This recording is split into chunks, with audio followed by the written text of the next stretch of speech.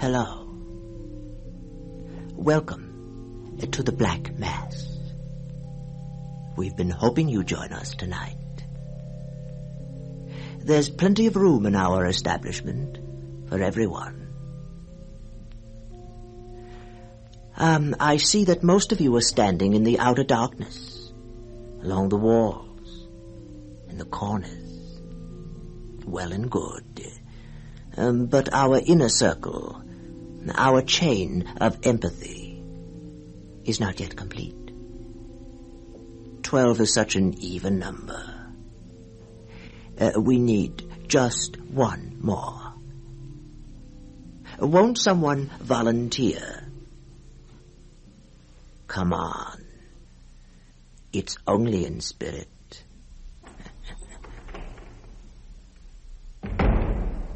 Ah, yes. You'll do nicely. Right here, on my left.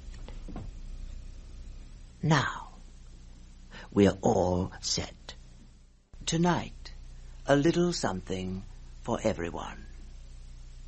As we bring you 6 little tales by Lord Dunsany. In the order of their appearance, first, a nightmare, brought on by an overdose of lobster salad.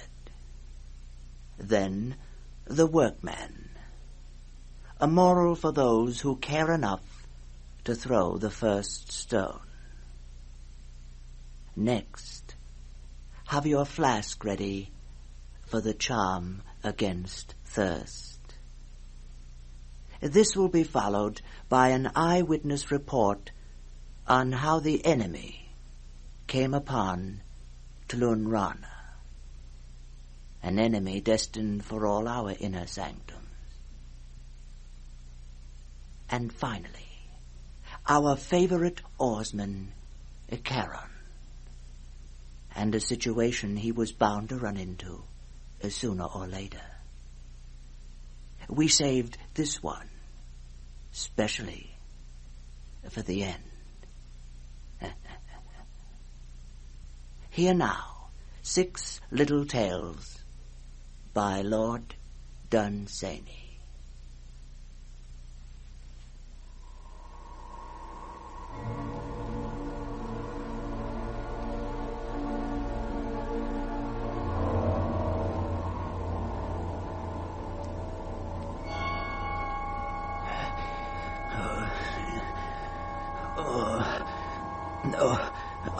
I was climbing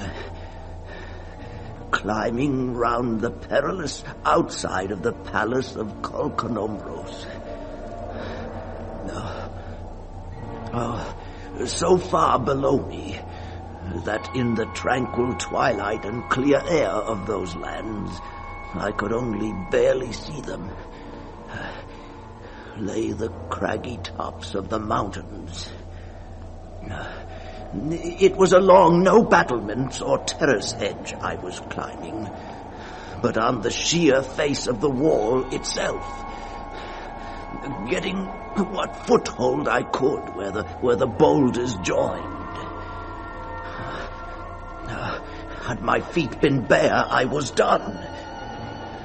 But though I was in my nightshirt, I had on stout leather boots, and their edges somehow held in those narrow cracks. My fingers and wrists were aching. Had it been possible to stop for a moment, I might have been lured to give a second look at the fearful peaks of the mountains down there in the twilight. And this would have been fatal. That the thing was all in a dream is beside the point. We have fallen in dreams before. But it is well known that if in one of those falls you ever hit the ground, you die. I had looked at those menacing mountain tops below me, and knew well that such a fall as the one I feared would have such a termination. Then I went on. It is strange what different sensations there can be in different boulders. When your life depends on the edges of every one you come to. Those edges seemed strangely different. It was of no avail to overcome the terror of one, for the next would give you a hold in quite a different way, or hand you over to death in a different manner. Some were too sharp to hold, and some too flush with the wall. Those whose hold was the best crumbled the soonest. Each rock had its different terror. And then there were those things that followed behind me. And at last I came to a breach made long ago by an earthquake, or lightning, or war. I should have had to go down 1,000 feet to get round it. And they would have reached me while I was doing that.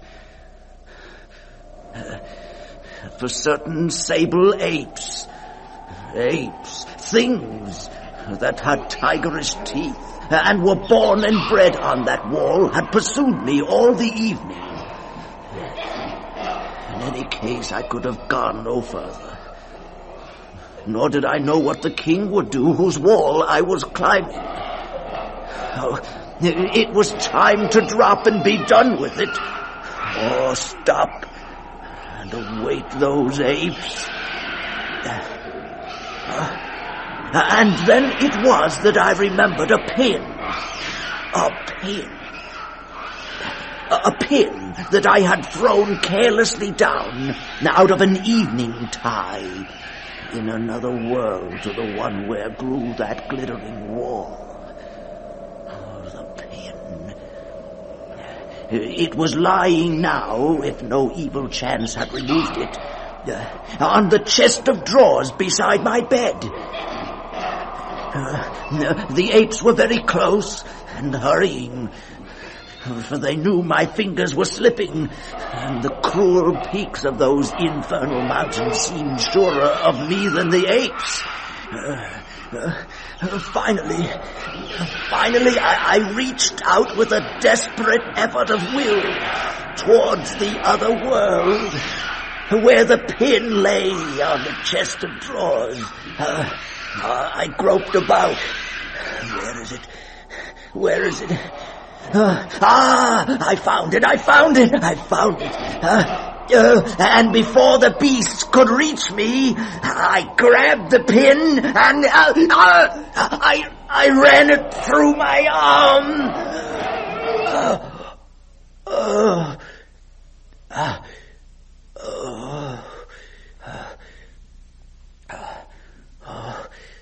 Saved. Saved. Saved.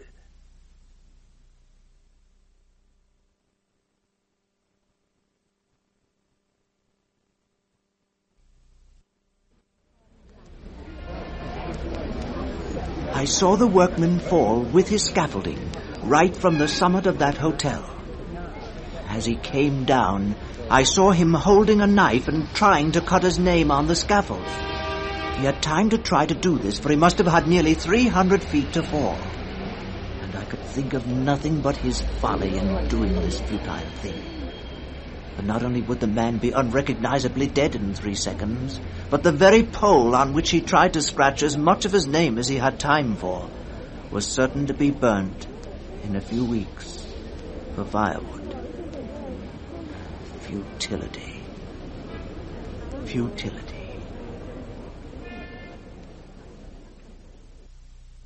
Then I went home, for I had work to do, and all that evening I thought of the man's folly till the thought hindered me from serious work.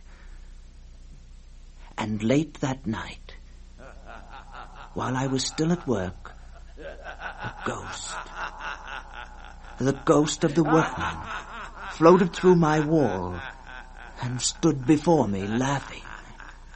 I could see the grey diaphanous form standing before me, shuddering with laughter. You, workman, ghost, why are you laughing? What are you laughing at? Why, I'm a-laughing at you, sitting and working there. But why? Why do you laugh at serious work? Why, your bloomin' life'll go by like a wind, and your old silly civilization will be tidied up in a few centuries. Futility. Futility.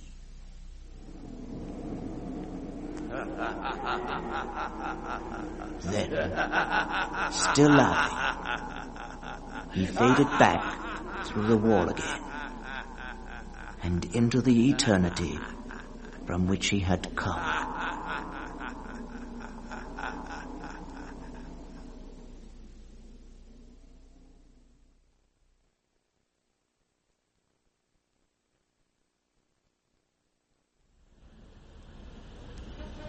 Summer, after many delays, had come at last to London, and the heat beat back from the walls and pavements so that the streets were baking. Just after lunch, when it seemed about at its hottest, I was walking down the Strand, going eastwards, when whom should I see, far off in the clear, bright air, but Jawkins coming towards me. Instead of any sign of recognition, he pulled out the end of his watch chain and began absently swinging it. As we drew nearer, I saw something blue on the watch chain, some sort of charm flashing round and round. When we were within a yard of each other, his eyes were still far from me. "Hello, Mr. Jawkins." Hello there. Out for a walk?" Quite true, quite true. That's just what I'm out for. The charm now hung still at the end of the watch chain. I looked at it, a little wavy thing, all blue and shiny, hard stone, but all cut into ripples, and blue, blue, blue, right down into the deeps of it. It wasn't turquoise. It was too opaque for a gem. I don't know what it was, but I never saw any little ornament that so set you thinking of water. Ever seen one of these? No, what is it? It's a charm. No, what does it do? Oh, it doesn't do anything very much. It keeps you from dying of thirst. I find it handy now and then. Well, it's handy on a day such as this anyway. And luck's already with us. There's Maltano's. Come in with me and tell me all about it. For there's one thing about Jawkins, and that is that he'll always tell you a story. Whether you believe it or not, it's your own affair, but he's always good for a story. And another thing about him is that he likes to be offered a drink. The trouble about thirst is that you never know when it's going to catch you. I don't very often want a drink, but when I do... Oh, on a day like this, I should think we all want a drink. What shall we have, Mr. Jawkins? Well, on a day like this, I should think whiskey and soda. Whiskey and soda? Well, I expect you're probably right. And I ordered 2 whiskies and sodas. We sat down, and they arrived. You were telling me about that spell. Yes, it's a curious thing, but it works, you know. Always did. Oh, does it really? I mean, have you had it long? Yes, quite a while. I had it from a friend. He died. He died practically penniless. And left me his odds and ends. I came by it that way. He didn't die of thirst, then? No, not of thirst. Mm-hmm. It was very curious that he didn't die of thirst. The whole scene was set up for it. Whatever fates were guiding him must have meant him to die of thirst. But in the end, the charm was too strong for him. Yes, it works. Damn it, it works. Where did he get it? From a witch. In Africa, long way up the Nile, where they worship witches. My friend, Blanders, his name, bought this one because he was going northwards for a long trip in the Sahara. He'd been there before, and thirst was what he was afraid of. The witch had a lot of charms for various purposes, against drowning, being eaten by crocodiles, but it was thirst he was afraid of. Poor Blanders. What happened to him, then? He went in from the north, took a few camels and men, as he'd done before, and went in as far as he could, and then turned round and came back again, merely seeing how far he could go with very little to drink. That was what it amounted to. Might have played that game anywhere, but playing it with the Sahara was like teasing a dog till it bit you. Teasing a tiger, I should say. Only he had such infernal trust in this damned blue stone. And I can't deny it was justified. Well, he gets 6 camels and I think 5 Arabs, and starts one day from El Kantara. He went south for weeks, until the Arabs would go no farther. Simply wasn't enough water. And it was then that Blanders told them about his charm. One of those Arabs it was that told me about it later. They all looked at the blue stone and were enormously impressed. And for the next few days, they went on merrily. In fact, they remained in high spirits right up to the time that their camels began to die. After that, when only 2 camels were left, and only as much water as each man had in a bottle, and there were 100 miles still to go, no man of any sense would have believed in a charm against thirst. And nobody did but Blanders. The camels very soon died, and the last drop of water was gone when they were still 50 miles from the mountains. The next day they began to see the tips of the crags, and the sight heartened them. They were sure of water there. Old storms have filled those mountains with water courses and cut them far out into the desert. That day they did 30 miles. The next morning, with only 20 miles to go, they saw black rain clouds heavy along the mountains. They heard the thunder from the storm that was lashing those peaks, but not a drop fell in the desert. The storm was moving away into the interior of the mountains. The first slope they came to would have water in abundance, but that comforted Blanders little. And yet he clung still with the same queer, blind faith in the blue stone. He would have laid down and died hours earlier had it not been for this hope that he got from the stone. But after struggling on a little farther, he finally gave up 10 miles from the mountains. They had got amongst the ravines, at least, the steep, dry, rocky beds of lost streams. Here they could no longer go straight. A walk over the flat Sahara was one thing for a man to do on hope and hope alone. But that rough walking was beyond Blanders' powers. He urged the Arabs to go on if they wanted. He would stay there and dig. For there had certainly been water once in the very spot where he had fallen. It was a riverbed 10 feet deep, with huge boulders in it that had been smoothed and rounded like marbles by some old torrent. He began to dig in a patch of sand with his knife. The Arabs neither left him nor helped, but sat and watched him from the bank. There was Blanders digging with a knife, and only this here blue stone between him and the knowledge that death from thirst was certain. There was not a flicker of hope in the faces of the Arabs. They were as parched as he, and the thunder from the storm in the mountains was rolling farther and farther off. Then suddenly the Arab shouted. Blanders looked up and did not understand. But it would have been too late anyway. There never is time on those occasions when the storms send down the rivers that make those watercourses. It came down round the corner, the old river, the rightful possessor of that watercourse, rolling the boulders along with it like a boy playing marbles. And Blanders was swept away for over a mile, and round his neck, on its chain, when they found his body, lay that triumphant amulet. Drowned. He could have had a charm against drowning for the same price. But one never knows what's in store. That's the way of those charms. Well, anyway, it's not treating you like that. You think because it got me a drink that it is not packed as full of curses as an African witch can do it.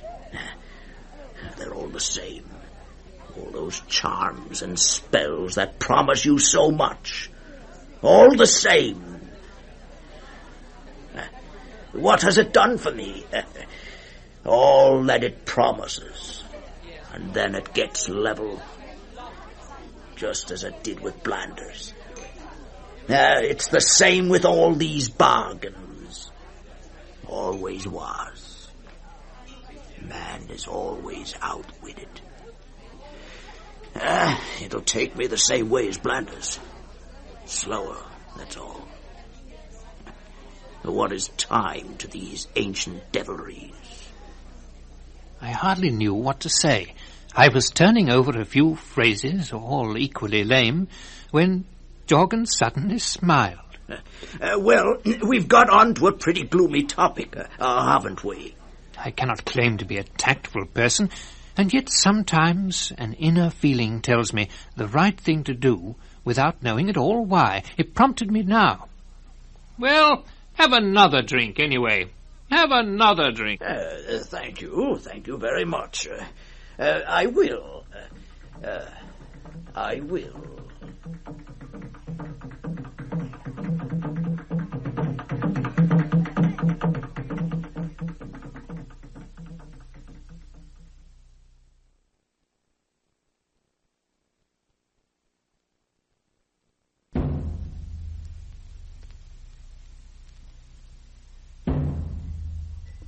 It had been prophesied of old, and foreseen from the ancient days, that its enemy would come upon Tlunrana. And the date of its doom was known, and the gate by which it would enter. Yet none had prophesied of the enemy, who he was, save that he was of the gods, though he dwelt with men. Meanwhile, Tlunrana, that secret lamasery, that chief cathedral of wizardry, was the terror of the valley in which it stood, and of all the lands round about it. So narrow and high were the windows, and so strange when lighted at night, that they seemed to regard men with the demonic leer of something that had a secret in the dark.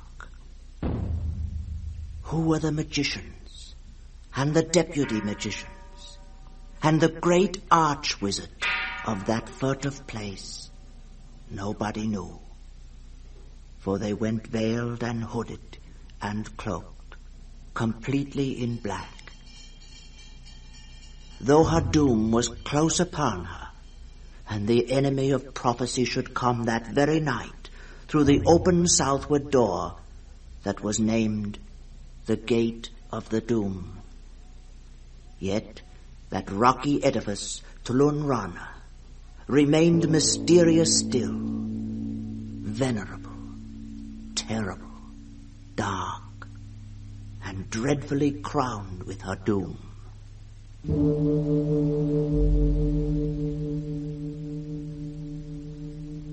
It was not often that anyone dared wander near to Tlunrana by night. When the moan of the magicians invoking we know not whom rose faintly from inner chambers, scaring the drifting bats. But on the last night of all, the man from the black-thatched cottage by the 5 pine trees came, because he would see Tlunrana once again before the enemy that was divine but that dwelt with man should come up against it, and it should be no more. Up the dark valley he went like a bold man, but his fears were thick upon him. His bravery bore their weight, but stood a little beneath them. He went in at the southward gate that is named the Gate of Doom. He came into a dark hall and passed up a marble stairway to see the last of Tlunrana. At the top, a curtain of black velvet hung, and he passed into a chamber heavily hung with curtains, with a gloom in it that was blacker than anything they could account for. In a somber chamber beyond, seen through a vacant archway, magicians with lighted tapers plied their wizardry and whispered incantations. All the rats in the place were passing away, going whimpering down the stairway. The man from the black-thatched cottage passed through that second chamber. The magicians did not look at him, and did not cease their incantations. He passed from them through heavy curtains, still of black velvet, and came into a chamber of black marble, where nothing stirred. Only one taper burned in the third chamber. There were no windows. On the smooth floor and under the smooth wall, a silk pavilion stood with its curtains drawn close together. This was the Holy of Holies of that ominous place, its inner mystery. One on each side of it, dark figures crouched, either of men or women, or cloaked stone, or of beasts trained to be silent. When the awful stillness of the mystery was more than he could bear, the man from the black-thatched cottage by the 5 pine trees went up to the silk pavilion, and with a bold and nervous clutch of the hand, drew one of the curtains aside.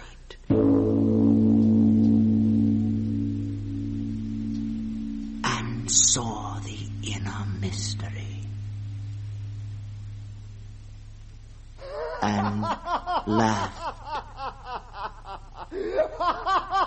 And the prophecy was fulfilled, and Tlunrana was never more a terror to the valley. But the magicians passed away from their terrible halls and fled through the open fields, wailing and beating their breasts. For laughter was the enemy that was doomed to come against Tlunrana through her southward gate that was named the Gate of Doom.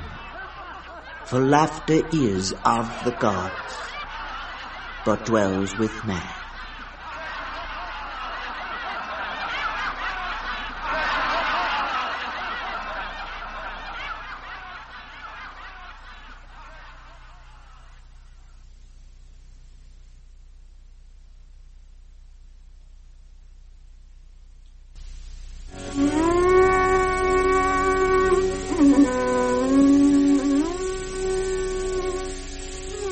I, Karnavutra, very clearly saw last night the queenly Vavaniria, though partly she was hidden by great clouds that swept continually by her, rolling over and over.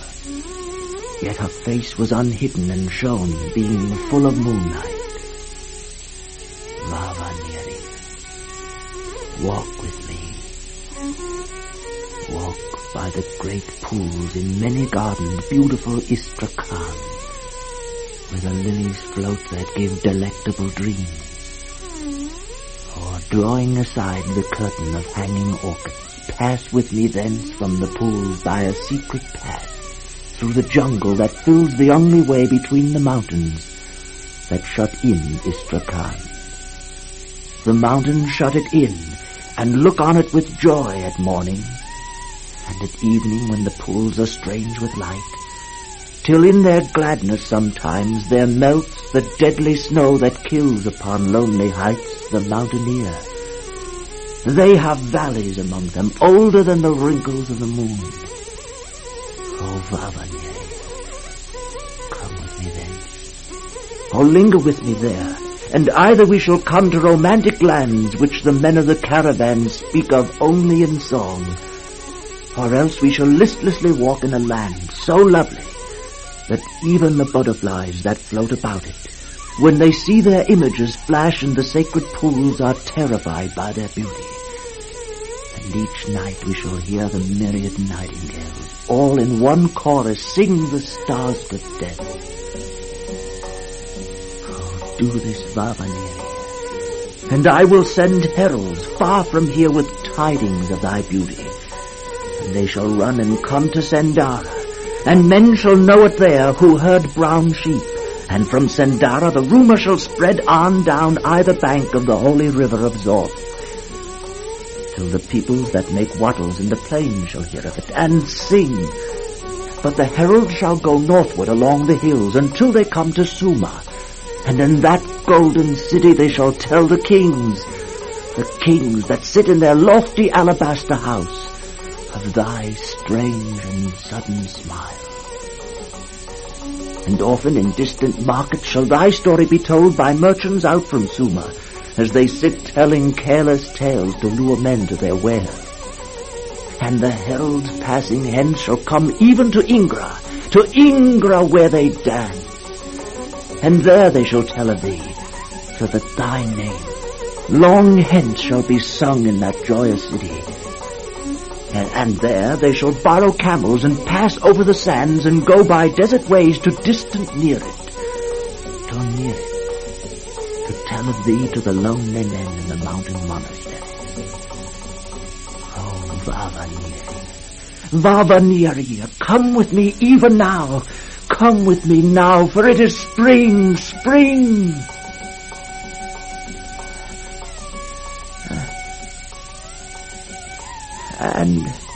And as I said this, she faintly, yet perceptibly, shook her head. And it was only then, I remembered my youth was gone, and she dead.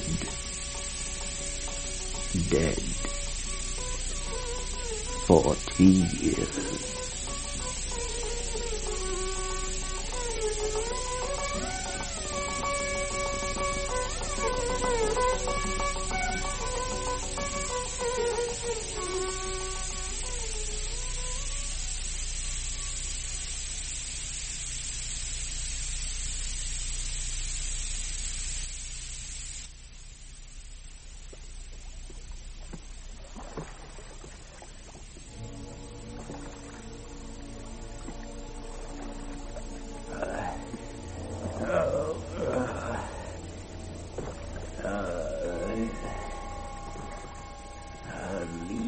Forward and row.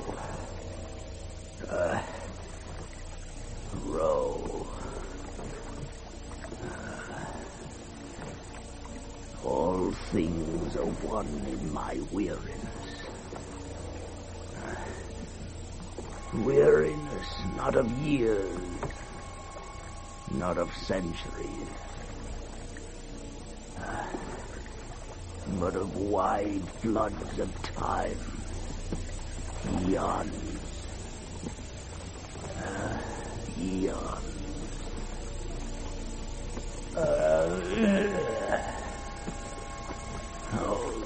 heaviness. The pain in my arms. A part of the scheme made by the gods.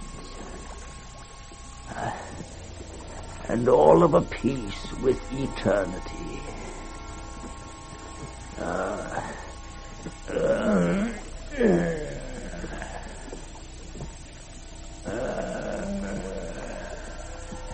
Karen leaned forward and wrote. If the gods had sent him a contrary wind, it would have divided all time in his memory into 2 equal slabs. So grey were all things always where he was, that if any radiance lingered a moment among the dead, on the face of such a queen perhaps as Cleopatra, his eyes could not have perceived it. All things one with my weariness.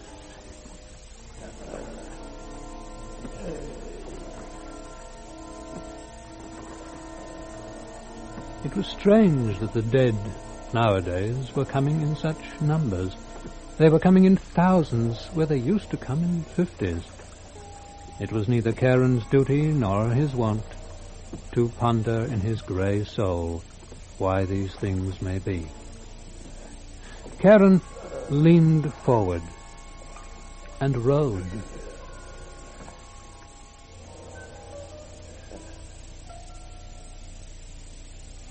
Then no one came for a while. It wasn't usual for the gods to send no one down from earth for such a space, but the gods knew best. One man finally came, alone. The ghost sat shivering on a lonely bench, and the great boat pushed off.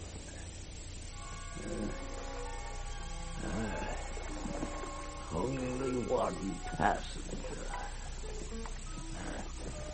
Only one.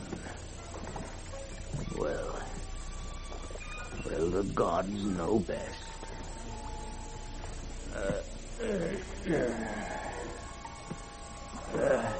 The gods know best. And the great and weary Karen rode on and on beside his passenger.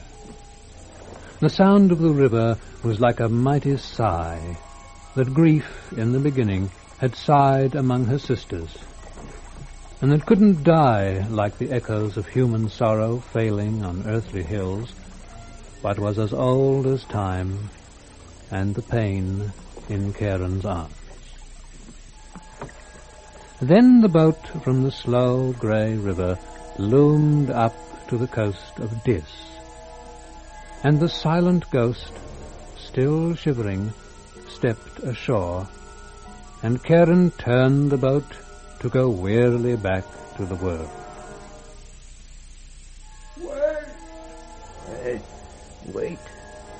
Wait. I can't wait. I must go back to the world. Wait! I am the last!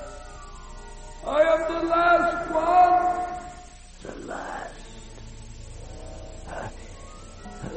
The last.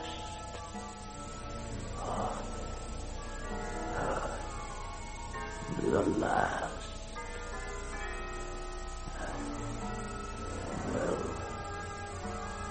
Well, the gods know best. The gods know best. No one had ever made Karen smile before. No one before had ever made him weep. The gods know best. The last. The last.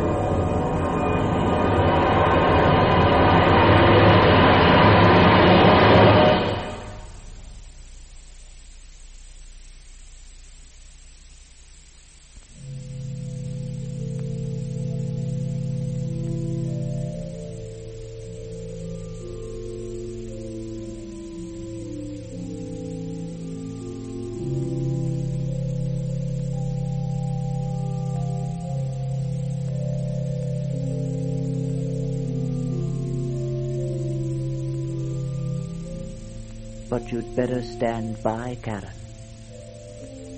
Just in case. And now, for those of you who are left, it's time to break up our little gathering for this evening. We'll meet again real soon. Join us wherever you are. Bring a friend. Good night.